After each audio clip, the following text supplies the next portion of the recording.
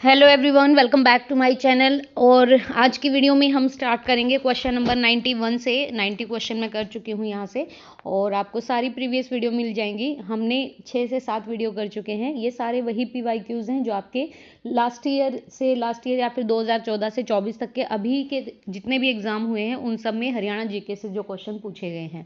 Start करते हैं आज का सेशन। ये फर्स्ट क्वेश्चन है हमारा, हर्षचरित किसके द्वारा लिखी गई।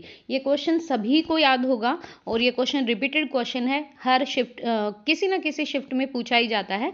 तो यहाँ पर हम सभी को पता है कि ऑप्शन नंबर डी में बाणभट्ट लिखा हुआ है। हर्षचरित बाणभट्ट के द्वारा लिखी गई है।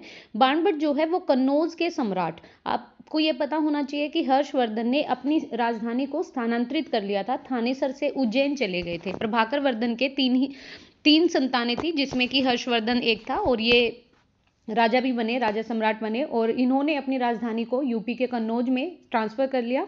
हर्षचरित से हर्ष के जीवन और उनके समय में भारत के इतिहास की महत्वपूर्ण जानकारी मिलती है इन बुक से। तो हर्षचरित जो है ये एक महाकाव्य है, ये एक एपिक है जो कि बाणभट्ट के द्वारा लिखा गया है। हिस्टोरियन एपिक बोल सकते हैं। नेक्स्ट है हर्षवर्धन की जीवनी। हर्षचरित एक संस्कृत कवि डैश द्वारा लिखी गई। Again the same question, the answer will be Banabhatta. Hiuen Tsang किसके दौरान भारत आया था, किसके शासनकाल में आया था। तो ये हर्षवर्धन के शासनकाल में आया था।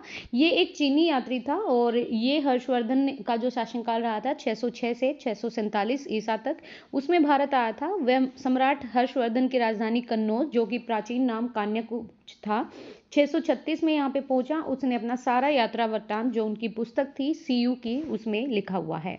राजा हर्षवर्धन ने एक प्रसिद्ध नाटक लिखा था। कौन सा नाटक था? ये खुद हर्षवर्धन ने लिखा था, तो याद रखिएगा ये नाटक था नागानंद। नागानंद का मतलब होता है नागों का आनंद। राजा हर्षवर्धन 606 से 647 ईस्वी तक या 48 तक रचित संस्कृत नाटक है। ये 5 अंकों में लिखा गया है। ये संस्कृत के सर्वश्रेष्ठ नाटकों में शामिल है। रत्नावली और प्रियदर्शिका इनकी प्रमुख रचनाएं भी हैं। तो इनकी राइटिंग्स भी हैं, ये भी याद रखिएगा, रचनाएं इनकी ही हैं। हर्षवर्धन द्वारा जो शासित थानेसर के आसपास क्या थी। हर्षवर्धन के द्वारा जो ये थानेसर है, ये कुरुक्षेत्र के अंदर है एक जगह। और मैं आपको बता दूं कि करनाल और कुरुक्षेत्र के बीच में भी आ जाए ऑप्शन, तो आप थानेसर ही लगाना। अलबरूनी जो है उनके अकॉर्डिंग हर्षवर्धन द्वारा जो शासित थानेसर था, मतलब कुछ टाइम तक थानेसर पर इन्होंने शासन किया था, कुरुक्षेत्र के पास स्थित होने के कारण महत्वपूर्ण, क्योंकि कुरुक्षेत्र को धर्म क्षेत्र बोला गया है और यहाँ पर युद्ध भी हुए हैं। थानेसर के शैव स्वयं का प्रसिद्ध केंद्र होने के कारण ही इसका नाम जो है स्थानेश्वर पड़ा था। नेक्स्ट है हर्षवर्धन ने थानेसर पर कब शासन किया था, किस दौरान शासन किया था। ये 2018 में आपका ग्रुप डी में भी क्वेश्चन आया था। तो ये किया था 606 से 647 AD तक। तो ध्यान रखिएगा, हर्षवर्धन अपने राज्यारोहण के कुछ समय पश्चात अपने साम्राज्य की राजधानी थानेसर से कन्नौज स्थानांतरित कर लिया था।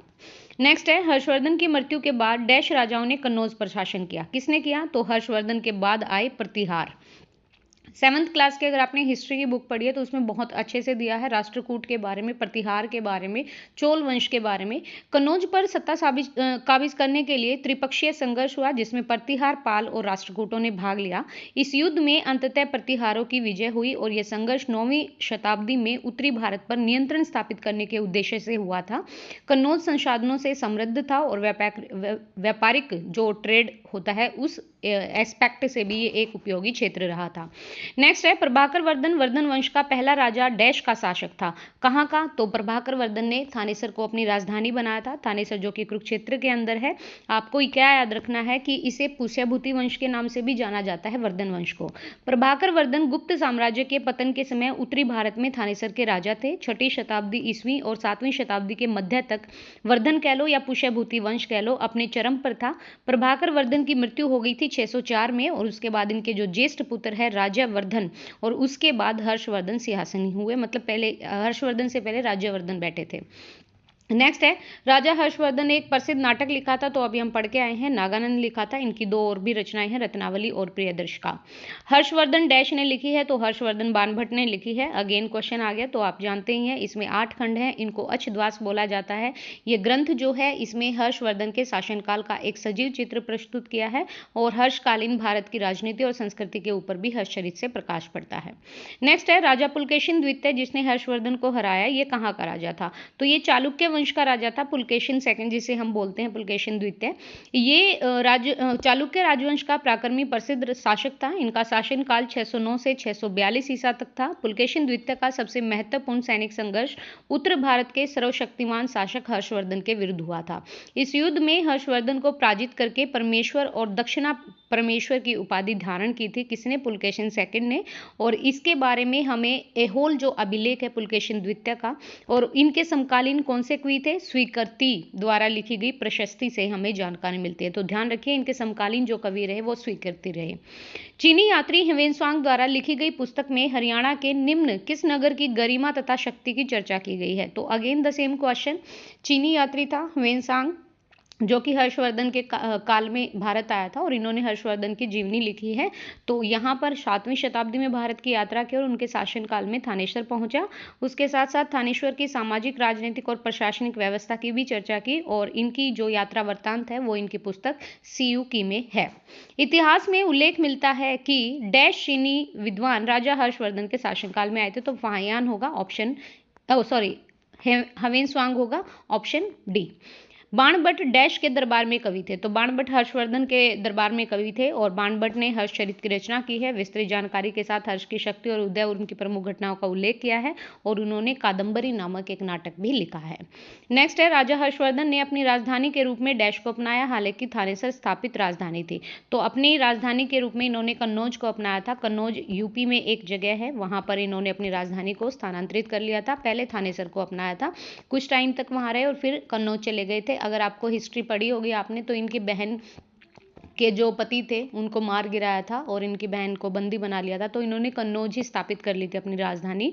बाकी यहाँ पर आप देख सकते हैं हर्षवर्धन की जो उपाधियां थी, एक तो इन्होंने एकराट की उपाधि ली, शिरादित्य की, महाराजा धीराज की, परम भाटरक की और चक्रवर्ती सम्राट की, ये उपाधियां धारण की थी। 700 ईसी में कुरुक्षेत्र में राजा हर्षवर्धन ने अपनी राजधानी कहाँ स्थापित की? तो ये आपके 700 ईसी की बात कर रहे हैं, तो कहाँ पे स्थापित की थी? यहाँ पे राजा राज्यवर्धन की मृत्यु के बाद वर्धन वंश का शासक बना हर्षवर्धन। उन्होंने अपनी राजधानी कन्नौज को बनाया। कन्नौज आर्थिक और व्यापारिक रूप से काफी समृद्ध था। हर्षवर्धन की पहली राजधानी थानेश्वर थी और अपनी राजधानी थानेश्वर से कन्नौज स्थानांतरित कर ली थी। राजा हर्षवर्धन के काल में दरबारी कवि कौन थे? तो बाणभट्ट थे। तो ये हमें पता है, बार बार एक ही क्वेश्चन को नहीं करेंगे। राजा हर्षवर्धन के दरबार में बाणभट्ट क्या भूमिका करते थे? तो ये अस्थाना कवि थे। ध्यान रखिएगा, कोई सेनापति या मंत्री नहीं थे, अस्थाना कवि थे।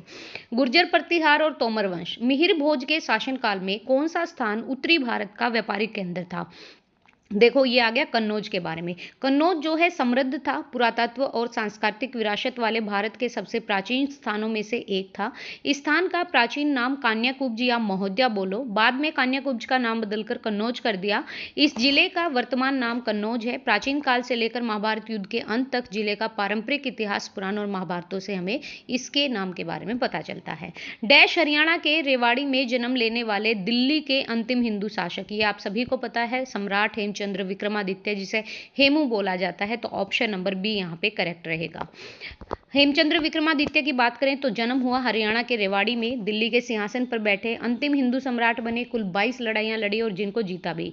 कुछ इतिहासकारों ने हेमू को मध्य युग का नेपोलियन भी कहा है। 1556 ईस्वी में पानीपत की सेकंड जो वॉर है, second battle of Panipat, Akbar और हेमू के बीच हुई और जिसमें अकबर विजयी रहा। महाराजा सूरजमल की पत्नी महारानी किशोरी किससे संबंधित है? ये संबंधित है फरीदाबाद से। जो महारानी किशोरी देवी है वो भरतपुर नरेश महाराज सूरजमल की पत्नी थी। वह चौधरी काशीराम सोरोत की पुत्री थी और महारानी किशोरी हरियाणा के फरीदाबाद से संबंधित थी। तो ये नया क्वेश्चन है, पीजीटी में आया है। बाबरकालीन राजपूत शासक मोहन सिंह मंडार की रियासत हरियाणा में कहां पर थी? ये क्वेश्चन भी बहुत बार आया और ये जो अगर पूछे इनकी रियासत तो ये कैथल के परगने से थे। बाबरकालीन राजपूत शासक मोहन सिंह मंडार की रियासत कैथल के परगने हरियाणा से थी। मोहन सिंह मंडार ने सन 1530 ईस्वी के आसपास बाबर के विरुद्ध विद्रोह किया। The first battle of Panipat between Babur and Ibrahim Lodi 1526। Kaithal रियासत के अंतिम शासक उदय सिंह थे। उदय सिंह का किला कैथल में है। कैथल का प्राचीन नाम कपिस्थल है और कपिल मुनि की नगरी इसको बोला जाता है। हरियाणा की छोटी काशी भी इनको बोला जाता है। तो कैथल से ये याद रखिएगा। 12वीं शताब्दी में किस चौहान शासक ने हरियाणा प्रदेश पर आक्रमण कर तोमरों को पराजित कर दिया था? तो ये किया था अर्नो राजा ने। अर्नो राजा जो चौहान थे ये शाकंभरी राजवंश के राजा थे। इन्होंने नल, आवलेव देव, अनाक इत्यादि उपनामों से जाना जाता है। और अर्णों राज चौहान द्वारा पुष्कर का सुप्रसिद्ध वराह मंदिर व आना सागर झील का निर्माण करवाया था। अजमेर प्रशस्ति शिलालेख से ये पता चलता है कि अर्णो राज ने हरितनाका, जिसे आधुनिक हरियाणा कहते हैं, उस तक की चढ़ाई की और तोमरों को पराजित किया। तो ध्यान रखिए, तोमरों को हराने का काम किया था अर्णो राजा ने। ऑप्शन नंबर सी यहाँ पे करेक्ट रहेगा। पानीपत की तीसरी लड़ाई कब लड़ी गई? 1761 में लड़ी गई। पहली 1526, दूसरी 1556 में। तो पानीपत की तीसरी लड़ाई 14 जनवरी 1761 को मराठा के साम्राज्य और मुगल सेना के बीच हुई थी। मुगल सेना से आप अहमद शाह अब्दाली को ले लीजिए, जिसमें मुगलों की विजय हुई थी। मराठा सेना का नेतृत्व सेनापति सदाशिवराव भाऊ के द्वारा किया गया। इसमें मराठों की हार हुई और सदाशिवराव भाऊ और विश्वासराव हजारों मराठों के साथ युद्ध में मारे गए। हारने वाले पक्ष की कई महिलाओं और बच्चों को गुलाम भी बनाया गया। तो ऑब्वियसली बच्चों और लेडीज को तो गुलाम ही बनाया जाता था। तरावड़ी, तरावड़ी करनाल, अगर आप बाय ट्रेन गए हैं, बाय बस भी गए होंगे, तो तरावड़ी आपको इजीली पता होगा, वहीं पे है ये। और तराइन में लड़े गए प्रथम युद्ध में किसकी विजय हुई थी? ये युद्ध हुआ था आपका पृथ्वीराज चौहान और मोहम्मद घोरी के बीच। 1191 की बात है। फिर से दूसरा युद्ध हुआ 1192 में। पहले युद्ध में पृथ्वीराज चौहान जीत गए थे, लेकिन दूसरे में हार गए थे। संयोगिता इसका कारण रही थी। तो तराइन या तरावड़ी, जो कि थानेश्वर के पास है, इनका प्रथम युद्ध हुआ था 1191 में मोहम्मद गौरी और पृथ्वीराज चौहान के बीच, जिसमें पृथ्वीराज चौहान की विजय हुई और मोहम्मद गौरी की हार हुई थी। हांसी में स्थित तथा पृथ्वीराज चौहान द्वारा बनवाए गए असीगढ़ के किले का निर्माण किस सदी में हुआ? तो ये हुआ 12वीं सदी में। ध्यान रखिएगा, यहाँ पर सदी के बारे में पूछा गया। ये तो सभी को पता है असीगढ़ का किला किसने बनवाया या हांसी में किसने बनवाया। तो ये 12वीं सदी में हुआ। किले को अब भारतीय पुरातत्व जो आर्कियोलॉजिस्ट हैं उस सर्वेक्षण के द्वारा केंद्रीय संरक्षित स्मारक भी घोषित किया गया है। और इस किले का दूसरा नाम तलवार का किला भी बोला जाता है। तराइन की दूसरी लड़ाई 1192 में पृथ्वीराज चौहान और मोहम्मद गौरी के बीच, इसमें पृथ्वीराज चौहान की हार हुई थी और मोहम्मद गौरी जीत गया था। डैश हरियाणा के रेवाड़ी में जन्म लेने वाले दिल्ली के अंतिम शासक, तो वही है सम्राट हेमचंद्र विक्रमादित्य। इनका जन्म जो हुआ था 1501 में अलवर राजस्थान के क्षेत्र में मछेरी गांव में धूसर ब्राह्मण भार्गव परिवार में हुआ। ध्यान रखिएगा, हेमू बोला जाता है, निकनेम था। 1501 में अलवर राजस्थान के मछेरी गांव के धूसर ब्राह्मण भार्गव परिवार में जन्म हुआ। पालन पोषण और शिक्षा भी वही हुई। हेमू को बचपन से कुश्ती और घुड़सवारी का शौक था। हेमू अपने विचार और दूरदर्शिता के माध्यम से इन्होंने भारत को शक्तिशाली बनाने का जबरदस्त प्रयास किया। नेक्स्ट करेंगे सल्तनत काल में हरियाणा, लेकिन अभी नहीं, वो नेक्स्ट वीडियो में। तो थोड़ा थोड़ा करके ही कर लेंगे, हो जाएगा पूरी, डोंट वरी। और जब तक हमारे पास अभी टाइम है तो आप इजीली और सब्जेक्ट को तेज करिएगा। हरियाणा जीके में बहुत स्कोप है कि देखो, अगर 25 क्वेश्चन भी आते हैं तो सब ले लेंगे 20-21 के आसपास, क्योंकि हरियाणा जीके कोई इतनी बड़ी चीज़ नहीं है। और आप बाकी सब्जेक्ट पे भी ध्यान दीजिएगा। And all the best to all of you. And guys, video पसंद आए तो please like and share and please subscribe. Thank you.